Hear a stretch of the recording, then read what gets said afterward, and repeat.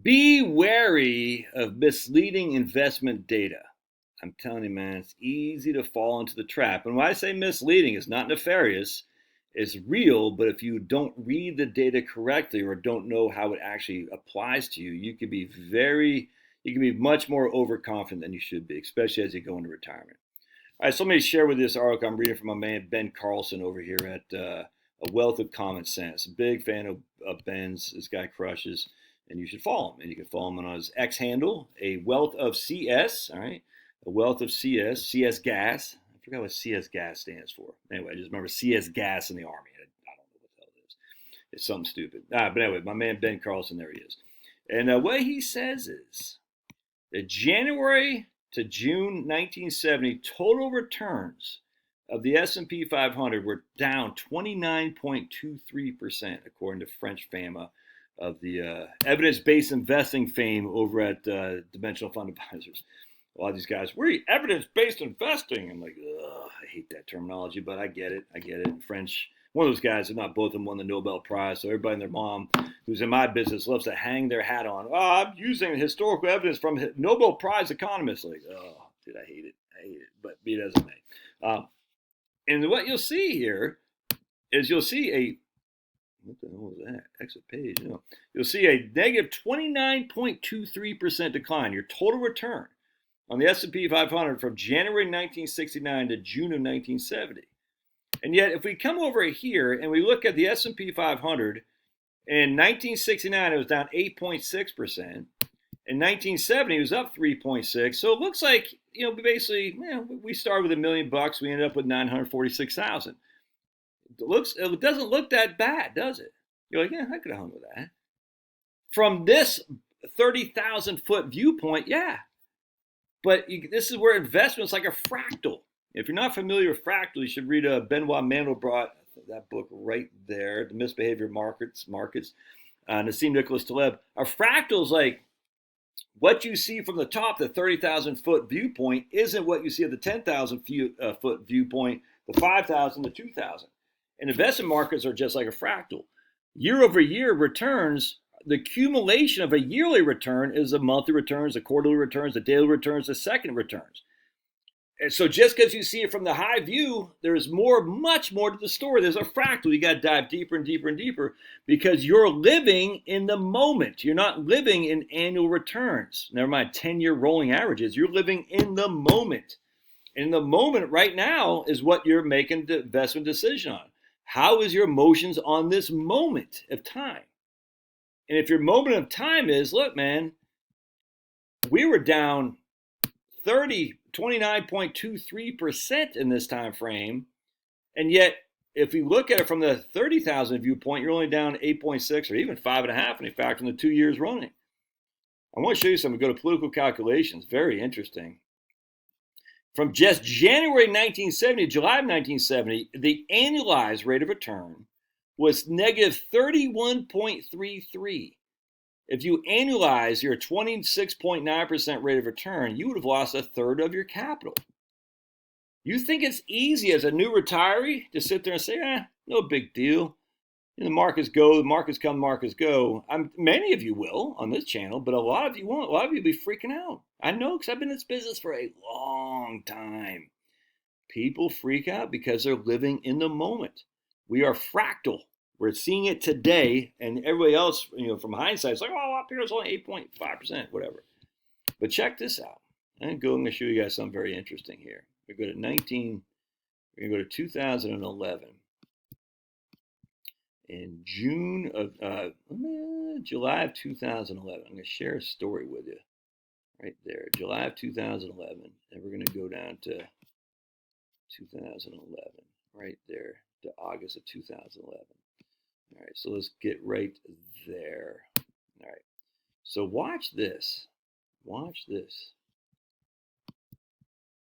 All right, so let me share my story with you.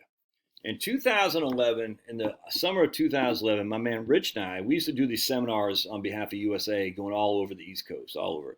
In this scenario, we're going from Buffalo, New York to Rochester. I can't remember. It was Buffalo to Syracuse, Rochester, over to Poughkeepsie, I think, We're going to end up in East Rutherford, New Jersey, and I think we're going. And on this day, we're going to West Point. So a lot of my clients were flag officers, highfalutin government officials, business people, people not prone to being emotionally strapped. They're like, oh my goodness, my emotions got the best of me. Very, a lot of veterans, just tons of people. They're just not, a lot of doctors, surgeons, whatnot.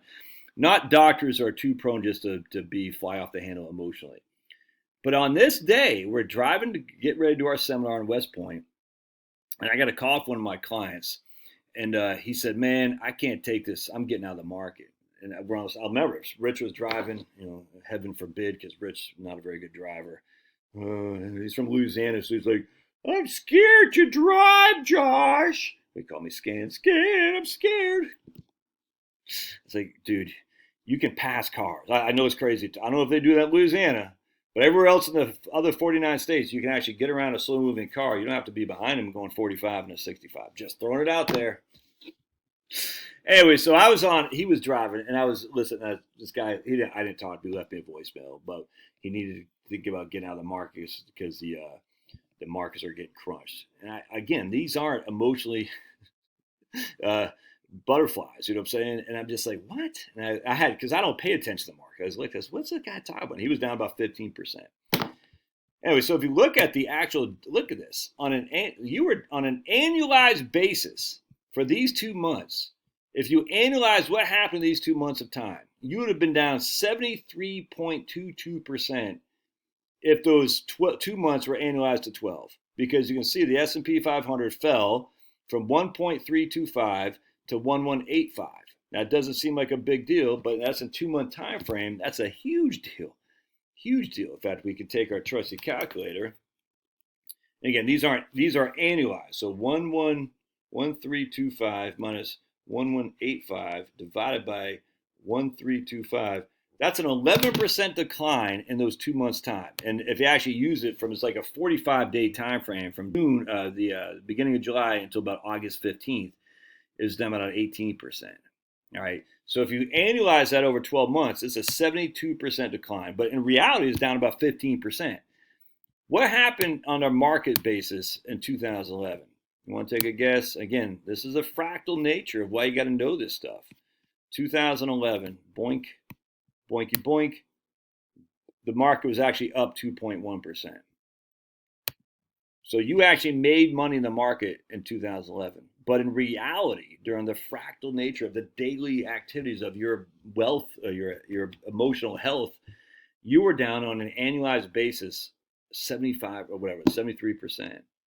Again, that only includes the month of June, of July, and the month of August. If you just look at the 45-day time frame, is worse. And I'm telling you, as a guy who just went into retirement, if that were you in June of 1969, July of 1970, or January 1970, June of 2011, your whole perspective is rocked relative to the fractal, relative to the 30,000 foot viewpoint. And you just got to be wary of this because it's easy to overlook. Say, yeah. Now you should say, look, man, the market came back. I should be okay.